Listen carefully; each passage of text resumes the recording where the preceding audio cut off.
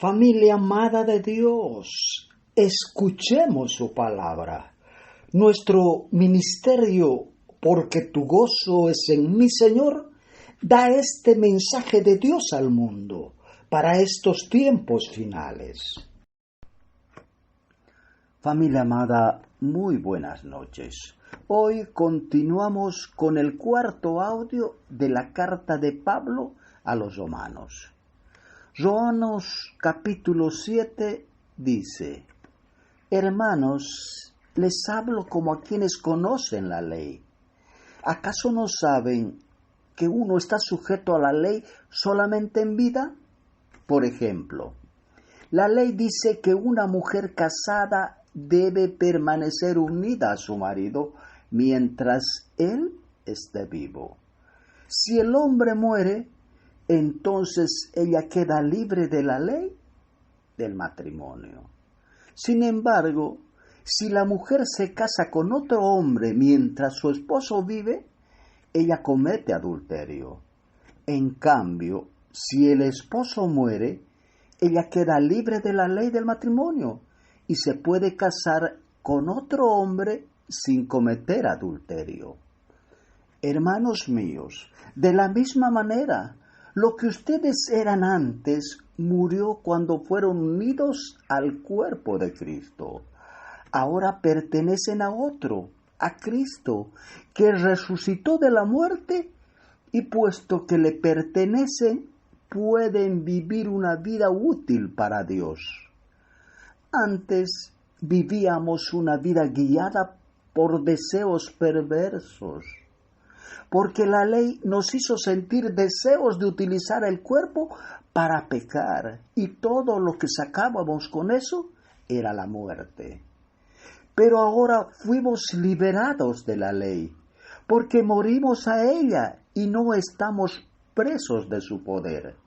Ahora podemos servir a Dios, no según el antiguo modo, que consistía en obedecer la letra de la ley, sino mediante uno nuevo, el de vivir en el Espíritu. ¿Qué diremos entonces? ¿Es pecado la ley? De ningún modo. Al contrario, yo no hubiera llegado a conocer el pecado si no hubiera sido por medio de la ley, porque yo no hubiera sabido lo que es la codicia.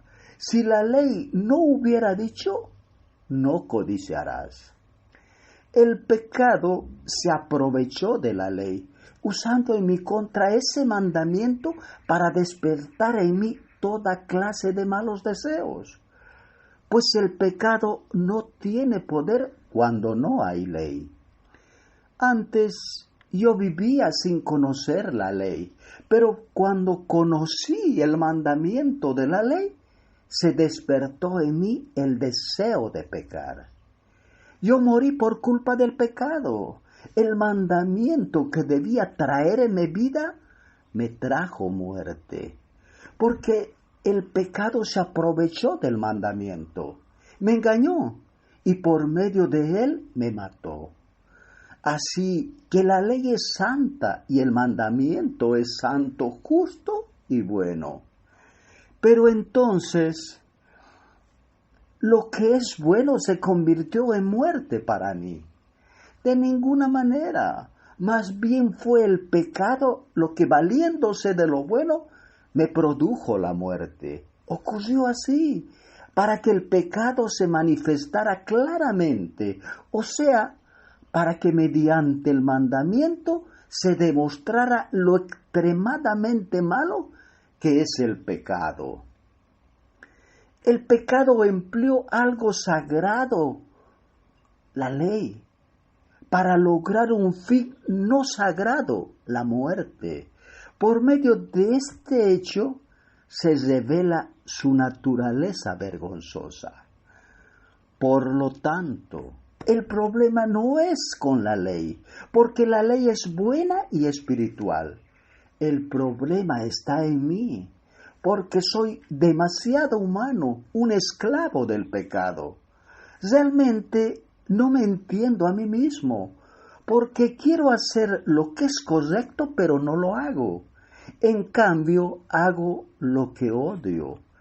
Ahora bien, si hago lo que no quiero, estoy de acuerdo en que la ley es buena. De manera que ya no soy yo quien hace aquello, sino el pecado que mora en mí. Yo sé que en mí, es decir, en mi naturaleza pecaminosa, no existe nada bueno. Quiero hacer lo que es correcto, pero no puedo. Porque no hago el bien que quiero, sino el mal que no quiero. Eso hago. Entonces, si hago lo que no quiero hacer, no soy en realidad yo el que hace el mal, sino el pecado que vive en mí. Así que he aprendido esta regla. Aunque quiero hacer el bien, el mal está ahí conmigo. En mi interior yo estoy de acuerdo con la ley de Dios, pero veo otra ley en mis miembros que se rebela contra la ley de mi mente y me lleva cautivo a la ley del pecado que está en mis miembros. Eso es terrible. ¿Quién me salvará de este cuerpo que me causa muerte? Gracias a Dios, la respuesta está en Jesucristo, nuestro Señor. Así que ya ven, en mi mente de verdad quiero obedecer la ley de Dios, pero a causa de mi naturaleza pecaminosa, soy esclavo del pecado. Romanos capítulo 8 dice, vida mediante el Espíritu. Por lo tanto, ya no hay ninguna condenación para los que están unidos a Cristo Jesús, porque por medio de Él, la ley del Espíritu que da vida te liberó de la ley que trae pecado y muerte. Lo que la ley no podía hacer porque no pudo contra la naturaleza humana, Dios lo hizo al enviar a su Hijo, quien vivió con la misma vida con la que todo ser humano peca. Lo envió como una ofrenda para pagar por el pecado, y así Dios se valió de esa vida humana para condenar el pecado. Todo esto lo hizo Dios para que pudiéramos vivir aprobados tal como exige la ley. Ya no vivimos de acuerdo a la naturaleza humana, sino que vivimos de acuerdo al Espíritu. Los que viven sin controlar sus malos deseos solo piensan en hacer lo malo.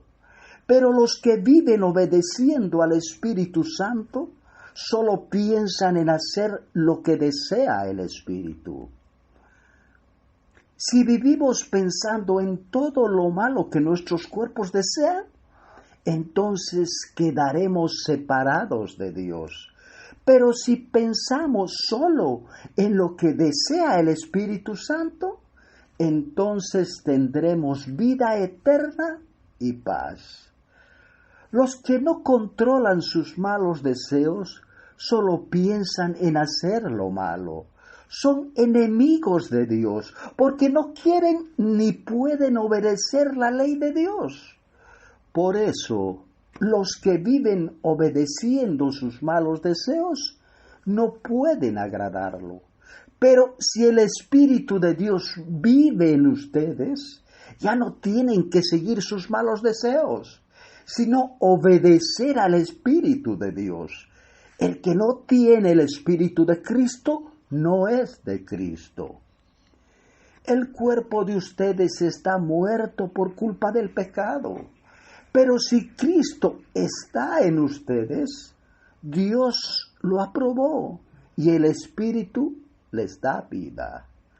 Dios resucitó a Jesús de la muerte.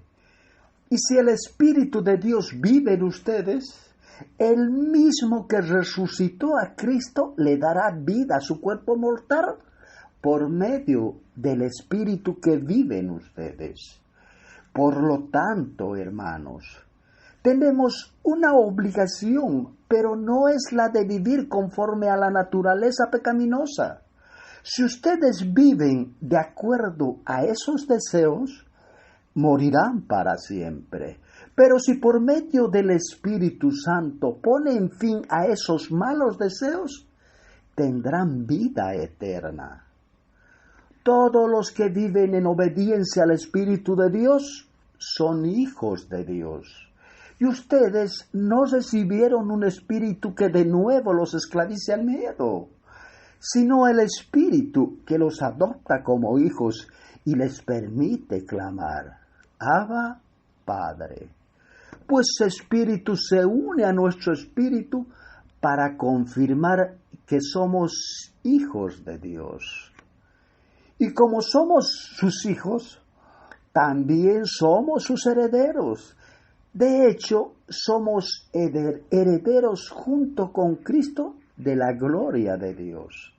Pero si vamos a participar de su gloria, también debemos participar de sus sufrimientos.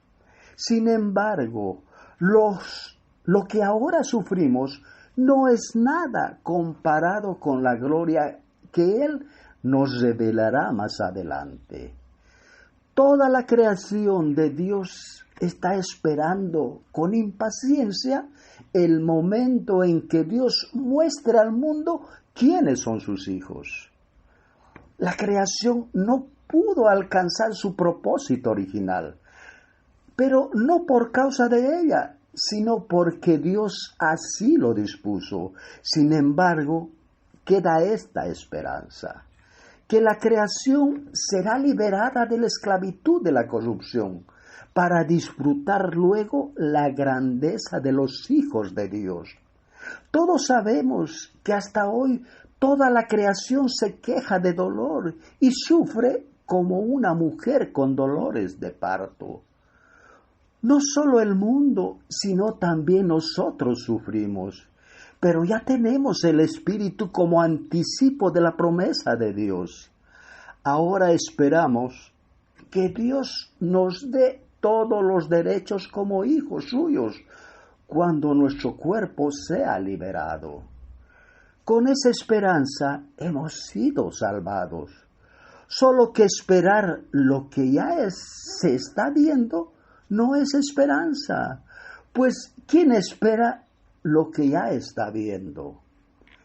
En cambio, nosotros estamos esperando lo que aún no podemos ver y lo esperamos con paciencia. De igual manera, el Espíritu nos ayuda en nuestra debilidad. Por ejemplo, cuando no sabemos qué pedirle a Dios, el Espíritu mismo le pide a Dios por nosotros. El Espíritu le habla a Dios a través de gemidos imposibles de expresar con palabras. Pero Dios nos conoce a fondo y entiende lo que el Espíritu quiere decir, porque el Espíritu ruega a favor de su pueblo santo, de acuerdo a la voluntad de Dios. Sabemos que Dios obra en toda situación por el bien de los que lo aman, los que han sido llamados por Dios de acuerdo a su propósito. Dios los conoció antes de que el mundo fuera creado. Él decidió que fueran como sus hijos y quería que el hijo fuera el mayor de muchos hermanos. Dios decidió que sería como su hijo, por eso los eligió por adelantado y los aprobó dándole su gloria. ¿Qué podemos decir de todo esto? Si Dios está a nuestro favor, nadie podrá estar contra nosotros. Dios mostró su favor hacia nosotros hasta tal punto que dio a su propio Hijo para que muriera por nosotros.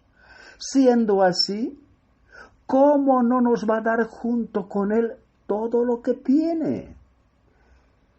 ¿Quién acusará a los que Dios ha escogido?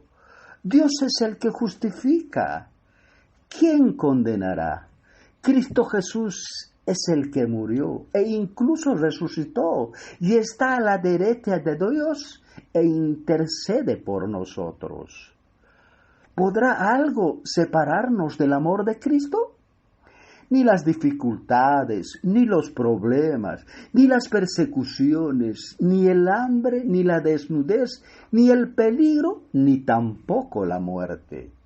Así está escrito: por tu causa siempre nos llevan a la muerte. Nos tratan como ovejas para el matadero. Sin embargo, en todo esto somos más que vencedores por medio de aquel que nos amó. Pues estoy convencido de que ni la muerte ni la vida, ni los ángeles ni los demonios, ni lo presente ni lo porvenir, ni los poderes, ni lo alto ni lo profundo, ni cosa alguna en toda la creación podrá apartarnos del amor que Dios nos ha manifestado en Cristo Jesús nuestro.